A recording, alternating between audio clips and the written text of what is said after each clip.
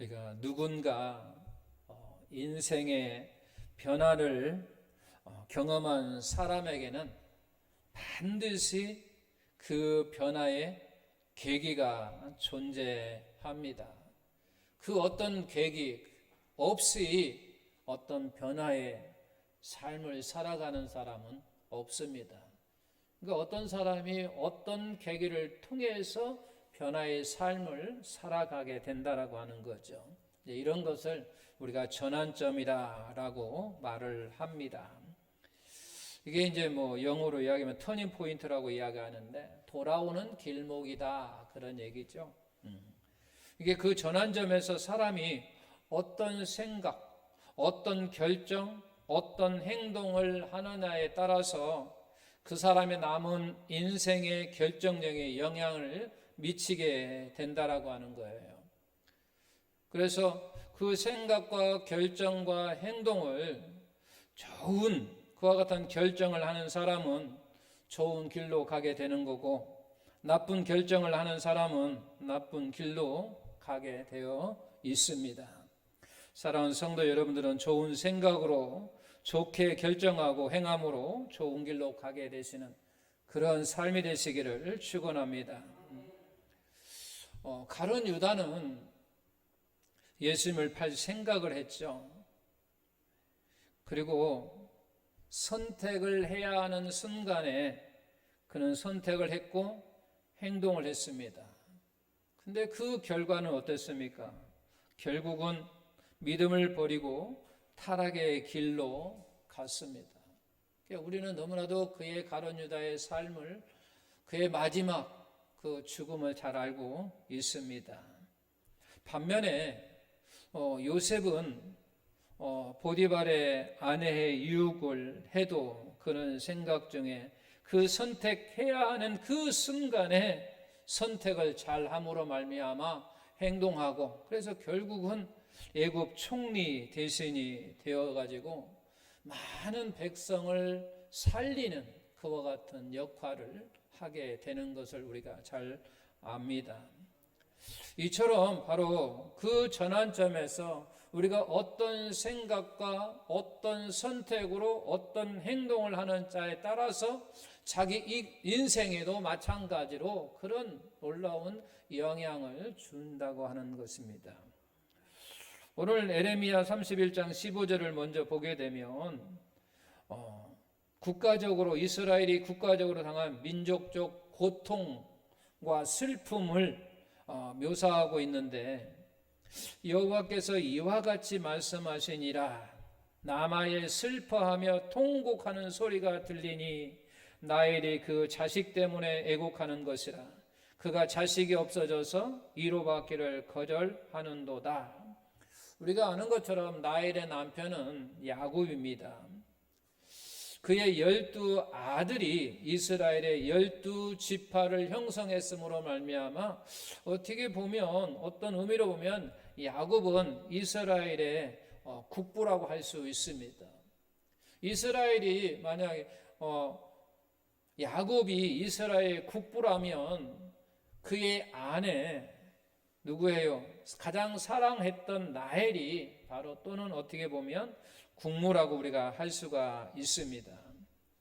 이 라헬은 둘째 아들 베냐민을 낳다가 이미 오래전에 죽었습니다. 그런데 무덤에서 죽은 라헬이 지금 일어나서 내가 자식들을 낳았는데 내 자식이 다 어디 갔는가 하면서 통곡한다라고 하는 거예요. 이 말을 오늘말로 쉽게 이야기하면 이런 얘기입니다. 우리 어떤 아들이 아니면 딸이 정말로 어떤 일을 했는데 기뻐한 일이 생겼다고 보면 우리가 보통 그런 얘기를 합니다. 야, 지하에 있는 너희 어미가 참 기뻐할 거야. 그런 표현을 쓰거든요. 지하에 있는, 아니면 우리가 믿음의 사람이니까 천국에 가 있는 너희 어머니가 정말 기뻐할 거야.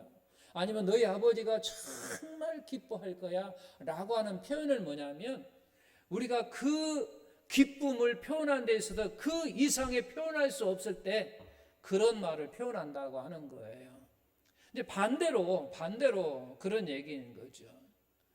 너희 어머가 너 낳고 미역국을 먹었느냐 이런 말도 우리가 표현하지만 그보다 너희 어머니가 지하에서 통곡할 거야 이런 말도 우리가 쓰거든요. 이게 결국은 그 아들이 어떤 나쁜 짓을 함으로 말미암아 그보다 더 슬프고 고통스러운 것을 표현할 때 그런 말을 씁니다. 이 말도 그 말이에요. 지금 이스라엘이 앞으로 큰 고통과 슬픔이 닥치는으로 말미암아 그런 표현을 한 거예요. 앞으로 그거보다 더 큰 그와 같은 고통과 슬픔이 없을 거야 라고 하는 것을 지금 그런 표현으로 지금 쓰고 있다라고 하는 거죠. 마태복음에서 마태는 그 표현을 어디에 적용해서 사용했냐면 우리 예수님께서 탄생하실 때 그 말을 표현했어요. 왜 그 표현을 했냐면 헤롯 대왕이 2살 이하로 다 죽였잖아요. 나라의 2살, 그 지역에 사는 2살 이하의 모든 어린아이를 다 죽였단 말이에요. 그때의 그 고통, 그 슬픔을 어떻게 표현할 길이 없어서 그 나엘이 지하에 이미 죽었는데 그가 자식이 없다고 지금 통곡한다는 거예요. 슬픈 일이라는 거죠. 어마어마한 고통이에요. 이런 절대절명의 위기 상황에서 이 상황을 바로 전환시킬 하나의 전환점이 이루어진다라고 하는 거죠. 오늘 본문 말씀이 바로 그거예요. 그런 때에, 그런 절명의 위기 때에 하나님이 개입하셔서 이게 반전이 이루어지는 것을 이야기하는 거죠. 하나님 계셔서 국류를 베푸시겠다라고 하는 거죠. 우리 하나님께 국류를 베푸시겠다고 하는 얘기는 결국 무슨 얘기입니까? 이스라엘을 회복시키겠다는 거죠.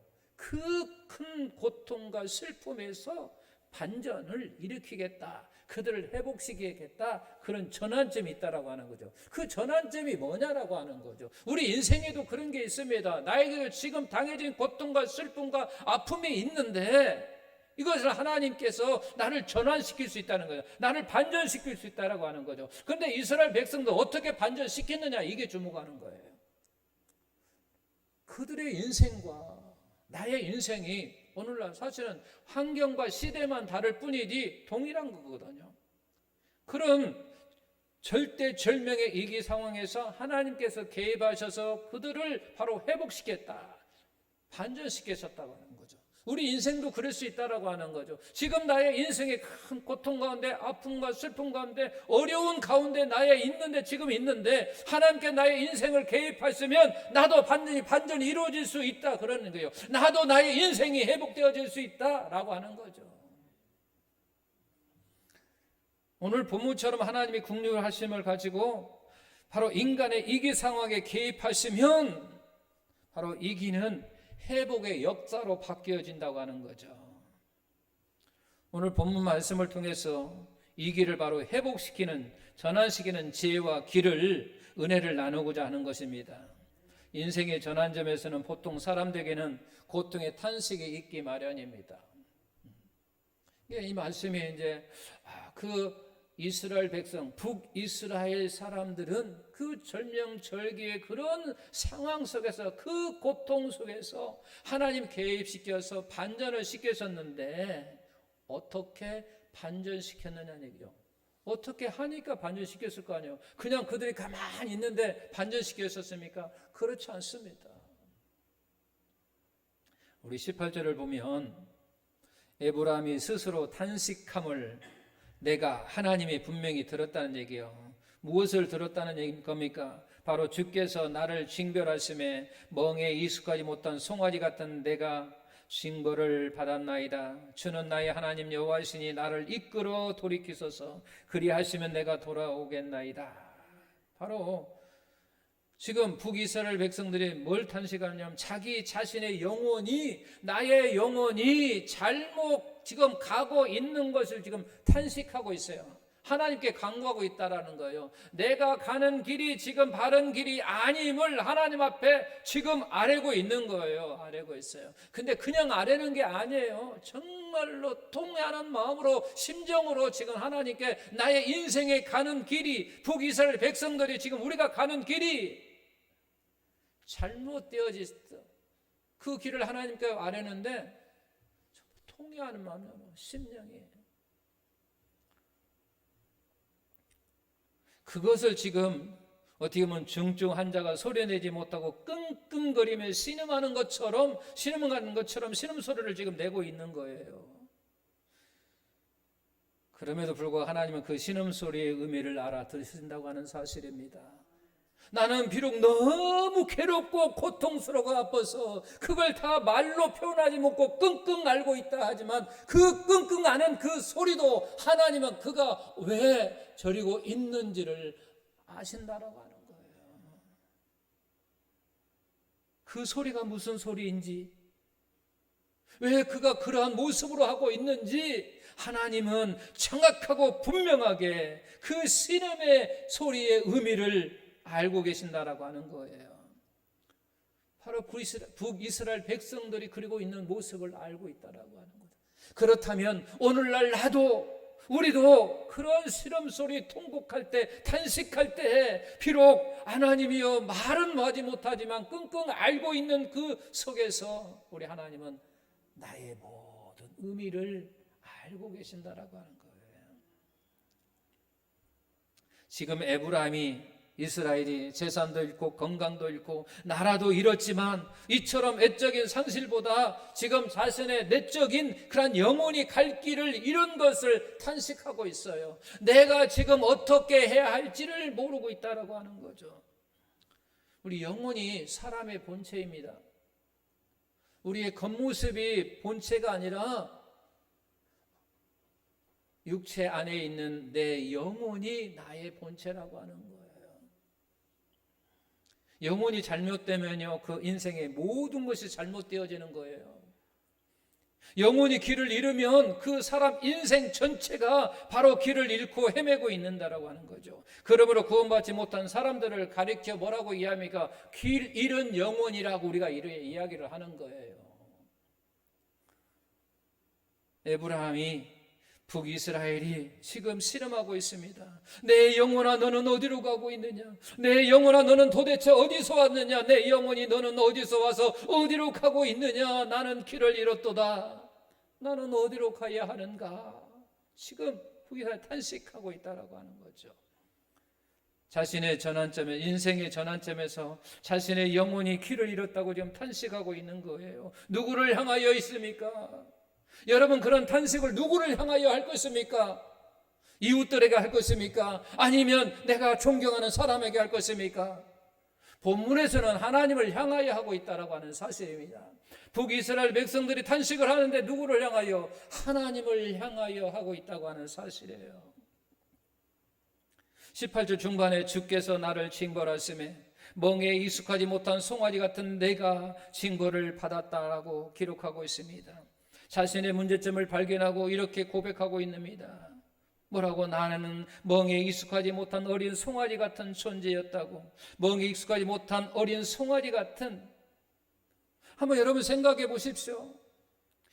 자기 흥에 겨워 이리 뛰고 저리 뛰고 막 다니지만 그것은 전혀 주인이 원하는 길이 아닙니다. 우리가 소를 밖에 내려가서 풀을 뜯겨봤지만 송아지 데리고 나가면요, 심란합니다. 그냥 지 맘대로 막 그냥 뛰어다니고 남의 밭 막 고구마 밭에도 막 지 맘대로 막 뛰어. 그게 주인이 원하는 겁니까? 아니잖아요. 그냥 지 맘대로 흥이 겨워들 막 뒷발짝 펄쩍펄쩍 뛰면서 막 뛰는 거 보면요, 환장하죠. 그 주인에 가서 또 죄송하다고 이야기하잖아요. 그래도 그 당시 때는요, 어른들이 다 이해했어요. 왜? 자기도 소를 키워봤거든요. 키워보고 자기도 송아지를 다 데려다녀 봤거든요. 지 마음대로 다닌다는 걸 알잖아요. 다 서로 정이 있어서 다 이해하고 있는. 요즘 같으고요, 그거 다 물어줘야 돼요. 오히려 주인이 잘 정리해 놓은 오히려 터전을 더 그냥 엉망으로 놓을 뿐입니다. 자기 의지로 이리저리 뛰지만 결국은 위험한 상황에 처해진다고 하는 거예요. 오늘 에브라임 이스라엘 백성은 자신의 지난 날을 보면서 지금까지 지나온 일들이 자기가 지금까지 살아온 그한 일들이 바로 멍에 익숙하지 못한 어린 송아지 같았음을 내가 지금 고백하는 거예요. 내가 그랬습니다 라고 지금 하나님을 향하여 탄식하면서 내가 옛날에 지금까지 지내온 나날들이 목적 없이 목표 없이 그냥 뛰어다녔지만 주님께서 원하시는 그런 삶을 살지 못하고 그냥 내 뜻대로 내 마음대로 그냥 망나니 같은 삶을 살았다는 그런 얘기예요. 지금 올바른 분별력 없이 어리석게 살아왔다고 지금 하나님 앞에 다 지금 이야기하는 거죠. 만약 이런 이기가 없었다면 이러한 자신의 모습을 또한 보지 못했을 거예요. 자기에게 고난이 오지 않았다고 한다면 지금 내가 생각하는 이 생각, 내가 과거에 어떤 삶을 살아왔는지 이런 생각들을 내가 하지 못했다라고 이야기하는 거예요. 하나님께 나에게 고난을 주셨기에, 하나님께 나의 징벌을 주셨기 때문에, 하나님께 나에게 고난을 주셨기 때문에 내가 지금 이러한 같은 생각을 통하여 하나님께 탄식하며 하나님을 향하여 간구하고 있다라고 하는 거예요. 이런 의미에서 이기는요, 진정한 자신의 모습을 볼 수 거울과 같다고 하는 거죠. 이기 속에서 어리석었던 자신의 모습을 볼 수 있다라고 하는 것은 자신의 삶을 새롭게 시작하는 출발점이 되는 것입니다. 그래서 진정한 삶의 전환은 이기와 함께 온다고 하는 사실입니다. 여러분, 오늘 삶의 이기 속에 있습니까? 어려움 속에 있습니까? 고통 속에 있습니까? 많은 힘듦 속에 있습니까? 지금 하나님 앞에서 지난날의 자신의 모습을 돌아보라는 하나님의 인도하심으로 깨달으시기를 바랍니다.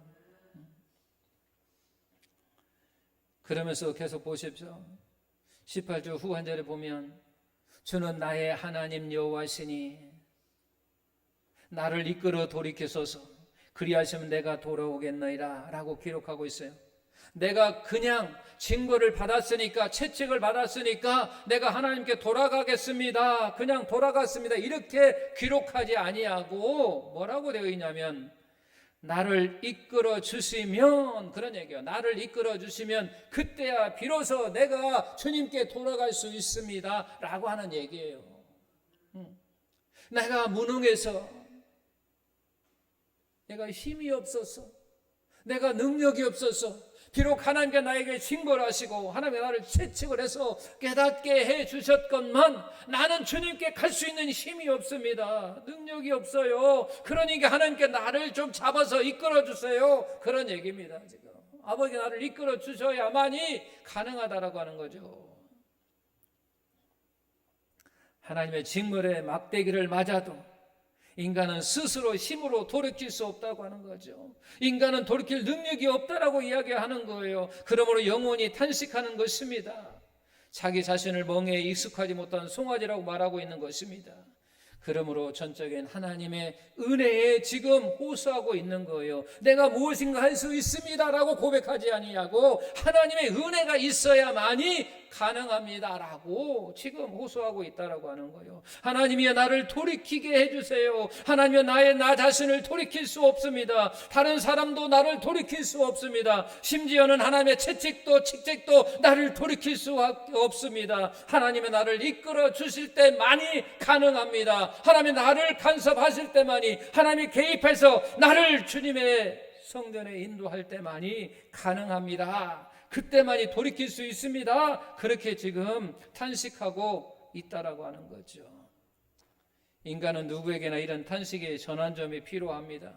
왜냐하면 이러한 전환점이 바로 우리가 영생으로 가는 길이요, 바로 구원의 유일한 방편이요, 천국으로 가는 좁은 길이기 때문에 그렇습니다. 이런 탄식의 기도를 하나님께서 18절에 뭐라고 이야기합니까? 처음에 들었다, 그런 얘기죠. 들었다고 이야기하면 하나님께서 그 소리를 들으시고 하나님께서 우리에게 돌이킬 수 있는 은혜를 주셨습니다. 바로 19절 보게 되니까 내가 돌이킨 후에 뉘우쳤고 내가 교훈을 받은 후에 내 볼기를 쳤사오니 이는 어렸을 때의 치욕을 짐으로 부끄럽고 욕심이 하도다. 돌이킨 후에 누워졌다라고 하는 것은 회개하였다라고 하는 말입니다. 내 볼기를 쳤다라고 하는 것은 내 가슴을 쳤다라고 하는 얘기예요. 우리가 얼마나 가슴 할 때 막 가슴을 치며 흥곡하게 하나님께서 이야기하는 것처럼 바로 그렇게 했다라고 하는 거죠. 내가 돌이킨 후에 나는 회개하였고 내가 교훈을 받은 후에 나는 내 가슴을 쳤다라고 하는 얘기입니다. 사람은 스스로 돌이켜 회개할 능력이 없습니다. 하나님의 교훈을 주시고 가르치시고 은혜를 주셔야만이 사람은 죄에서 돌이킬 수가 있습니다. 요한복음 6장 45절에 이렇게 기록되어 있습니다. 선지자의 글에 그들이 다 하나님의 가르침을 받으리라. 다 하나님의 가르침을 받으리라. 기록되었은즉 아버지께 듣고 배운 사람마다 아버지께 듣고 배운 사람마다 내게로 오느니라 그랬습니다.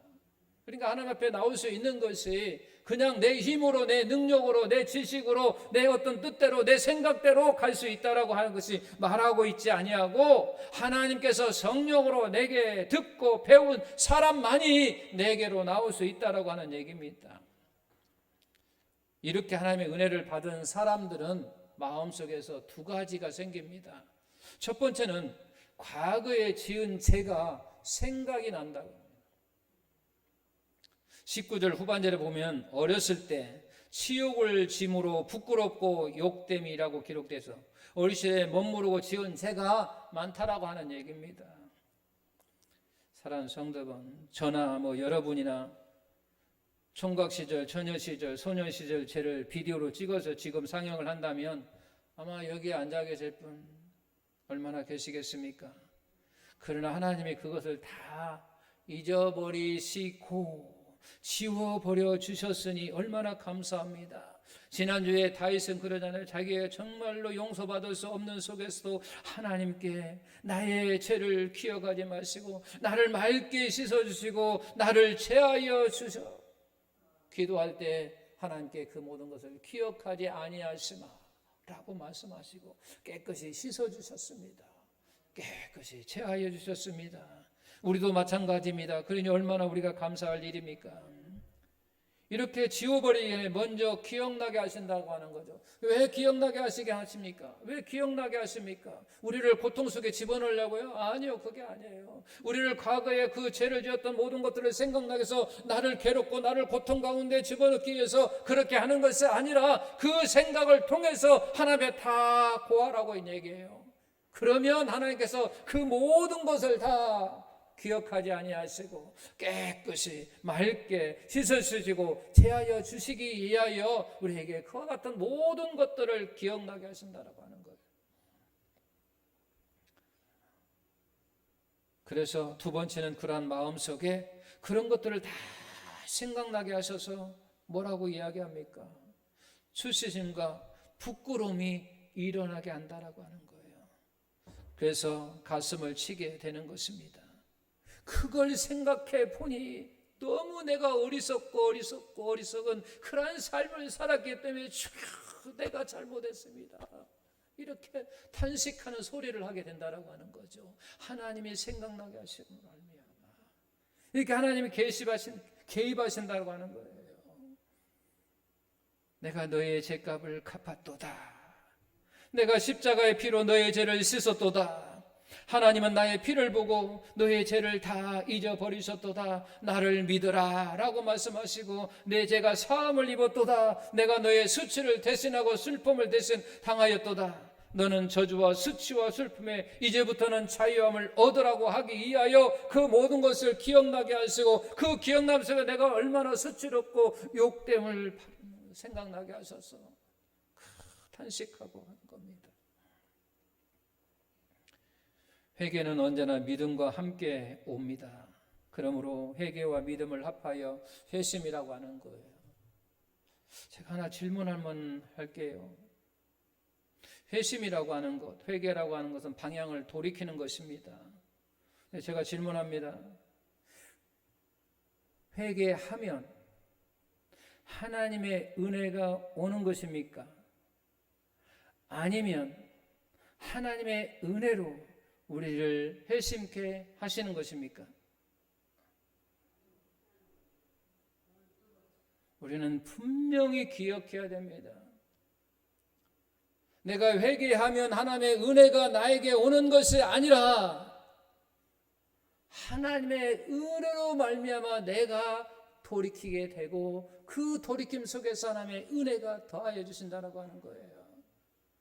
우리가 회개하면 하나님의 은혜가 나에게 임하는 것이 아니라 이미 먼저 하나님의 성령으로 말미암아 우리를 돌이키게 회개할 수 있도록 하나님의 은혜가 나에게 임하고 그 가운데 내가 돌이킬 때에 더 큰 하나님의 은혜가 임한다라고 하는 거예요.